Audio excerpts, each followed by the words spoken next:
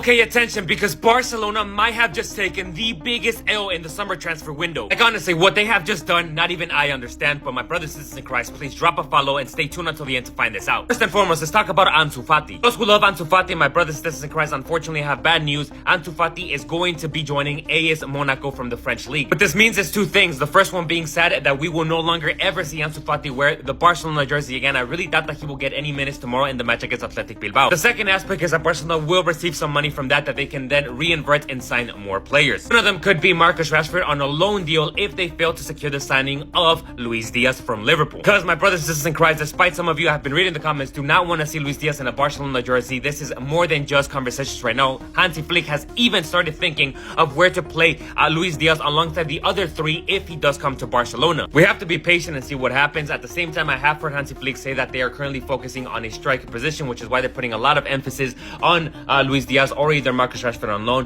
which brings us to our next point, and that is the player that Barcelona failed to sign. And that is namely that Jonathan Tah has joined Bayern Munich. I think that this is a big fail on Barcelona because they had been working on this deal for the past year. In fact, they had made it public several times that they had pretty much secured the signing of Jonathan Tah. There was a point in the season where I really thought that Jonathan Tah was a Barcelona player, and boom, it just turns out that it was all false, and he ends up joining Bayern Munich. I do think that this is the big fail on Barcelona, but at the same time, again, like I mentioned, I have heard Hansi Flick say that they are not focusing on any defenders. They want attackers. This is also reflected in the contract extensions of several players, especially one of them being Eric Garcia, who can play in that defensive position, also in the midfield position, Marc Casado and Marc Penal as well. We're also looking into the academies of other teams, namely Ajax and Gobo, several players that they are likely to bring in for the Barcelona B team, develop them, and maybe promote them to the A team whenever they need them. In short summary, my brothers and sisters in Christ, with Alex Valle leaving to Como and now with Ansu Fati leaving to Monaco, this is Barcelona's second sale of the summer transfer window, and with that money, they're slowly starting to budge up to maybe bring in a top-level striker.